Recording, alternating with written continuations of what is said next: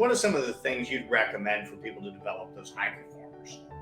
I would say situational leadership development, in my personal experience, has been the absolute best way to develop high potentials. To just make sure that you understand what are their motivations. And I think we often, as salespeople, get categorized as we're competitive and we're money driven, and that might not be incorrect for the masses, but there's also those, what are you in this for? What really motivates you and gets you excited about getting up every morning and going to execute? And so I think just understanding that, you offer them opportunities to be able to audition for that. You challenge them with some different tasks or some opportunities to be able to showcase that. The best way to get the most collectively out of a team is to also have the team inspiring one another.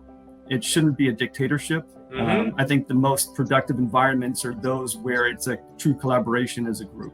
It's constantly trying to create teaching moments for the people that report into you, right? Those mentoring moments, whether it's annual performance reviews and you're having conversations throughout the course of the year, business reviews with your folks in terms of, okay, January, how are we going to make you successful for 2023? It's not about one thing, but it's about creating those moments